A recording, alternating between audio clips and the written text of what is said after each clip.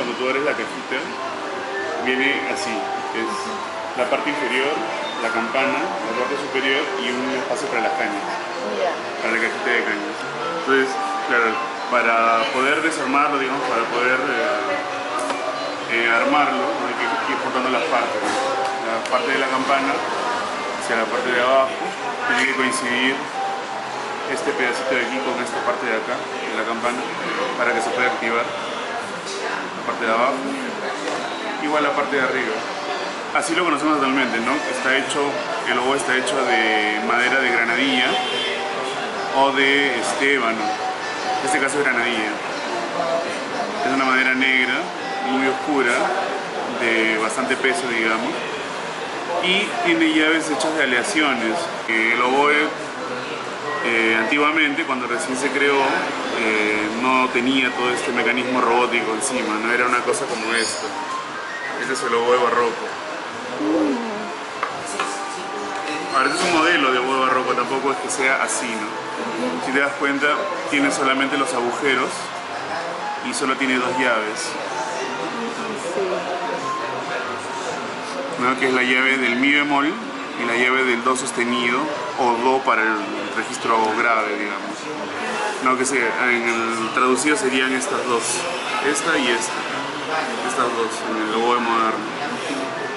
Las notas se generaban por posiciones alternas, no se hacían como aquí que uno aprieta una tecla, digamos, ¿no? Y ya suena la nota, sino por ejemplo acá para buscar las notas había que jugar mucho con posiciones en los dedos y bueno, por eso es que también se van aumentando llaves, porque la música se empieza a volver un poco más compleja. En un proceso se ponían una llave, otra llave, otra llave. Claro.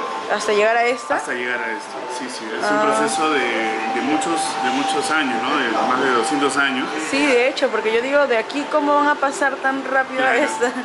Claro, por ejemplo, lo que pasa, por ejemplo, cuando tú tienes que tocar en el oboe, en el oboe barroco, por ejemplo, cuando tapas todos los agujeros, incluyendo este de aquí, tienes una nota que sería la nota do, por ejemplo. Entonces, para eso se inventó un sistema en el cual en el oboe moderno solamente tuviera que mover un dedo del fa acá y solamente muevo esto y ya está.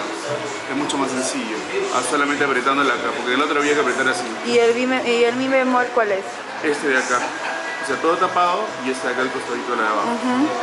Entonces, apretando acá nomás, puedo hacer el mi bemol. O se aumentó otro fa, porque este fa en realidad es un fa que es un poco inestable en la afinación. Entonces, se inventó el fa que es aquí, como el mi, y acá esta llavecita de acá. Eso normalmente se tocan con las piernas, si se quieren tapar, cuando toca sentado. El registro del oboe es hasta un do, pero por exigencias de la música de algunos compositores se han ido usando notas más graves y para eso pues han tenido que modificar el instrumento para llegar a notas más graves. El instrumento no suena sin un aditamento especial, ¿no? Porque yo soplo el oboe y no suena nada. Ajá. ¿No? Entonces para eso necesitamos esta cosita de aquí, que es una caña. Quiero que lo haga. Por favor. Bueno, espero que no nos voten. No creo. Bueno, entonces el oboe, normalmente yo pongo la caña, tiene que estar alineada más o menos. Y la posición de la boca para poder hacer soplar el oboe puede ser cualquiera en realidad, pero la más correcta, la más usada es con los labios hacia adentro. Y no hay que morder la caña, ni mastigarla, ¿no? Ni apretarla, sino simplemente poner los labios hacia adentro y presionar. Las cañas normalmente cuando las vas a tocar están secas, entonces hay que remojarlas en agua. ¿En agua? O con la saliva también. Claro, porque eso es personal, ¿no? Exactamente. Personal. Bueno, lo voy a hacer.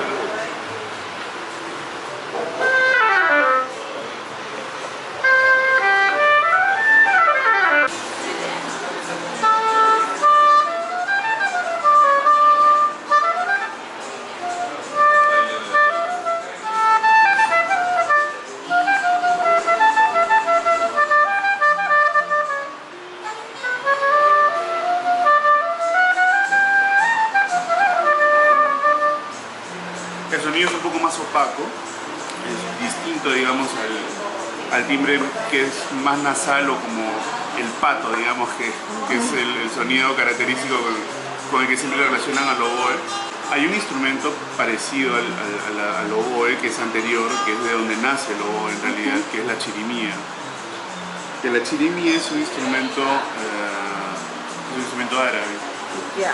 Que se usaba para las procesiones, qué sé yo, o que se usaba, digamos, para las fiestas, que es mucho más rústico y no tiene ninguna llave. Y en base a la chirimía es que se construye el oboe que se llama la bombarda o la dulzaina, que es un instrumento que permite más notas, tocar un poco más de notas, pues la chirimía tenía un registro bastante limitado, porque era un instrumento muy rústico. Y aparece la bombarda que tiene un registro, o sea, tiene más notas, un registro más amplio. Y luego aparece el oboe. El oboe, ¿no? Etimológicamente hablando, viene del francés oboa, que significa madera alta, textualmente, pero se le dice madera alta porque está hecho para tocar las voces más agudas dentro del ensamble de vientos de madera. Por eso se llama madera alta, ¿no? O sea, o madera aguda, digamos. ¿Cómo fue que empezaste en la música? Bueno, mi mamá es cantante amateur, mi papá es director de coros, pero básicamente quien se encargó de mi formación fue mi mamá. Entonces, desde pequeño, digamos, me incentivó muchísimo el consumo de arte, ¿no? Íbamos a ver teatro, música, conciertos de la Sinfónica, del Coro Nacional. Siempre tuve el bichito de tocar oboe. Estudié oboe un par de veranos con un amigo de mi mamá que es el primer oboísta de la Sinfónica Nacional, Carlos Otárola, pero nunca se podía dar porque además el costo del instrumento, o sea, tenía que tener el instrumento para practicar y el costo era muy elevado y el instrumento no cuesta barato.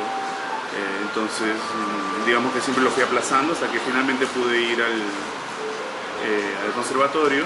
Terminando el colegio, postulé al conservatorio, ingresé y bueno, he estado casi 7 años en el conservatorio. ¿Alguna anécdota que te haya pasado con respecto a usar el instrumento? Después de tocar, toda la parte de dentro del oboe queda con saliva, ¿no? Con agua. Entonces tenemos un limpiador que es un trapito con un fierrito adelante con el cual tú lo pasas por todo el instrumento para poder limpiarlo. Entonces normalmente lo haces un bollito y lo guardas. Pero por ahí me debo haber olvidado, qué sé yo, de guardarlo en su estuche y lo dejé aquí en la campana, acá adentro. Acá. Y bueno, después vino un profesor y yo empecé a tocar y me había olvidado por completo que lo había dejado ahí y no sonaba en la parte de abajo. Entonces el profesor empezó a desarmar el instrumento para ver qué pasaba, ¿no? Porque era acá abajo, a partir de tal nota no se podía tocar. Y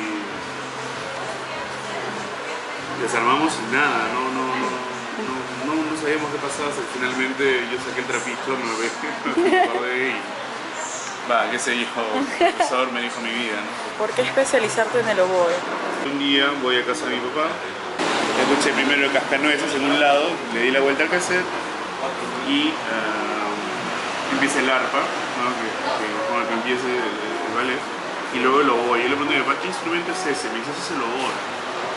Y le digo, yo quiero tocar ese instrumento. Mi papá se rió porque, claro, él ya estaba enterado del precio del instrumento. Un precio, digamos, aproximado, ¿no? Es más o menos entre 3.000 y 5.000 euros, más o menos, el precio de eso, nuevo. Luis Chumbitazzi Montoya, muchas gracias por esa entrevista. Sí. Por último, quisiera que me digas qué es la música para ti en 3 palabras. Vida, pasión y amor.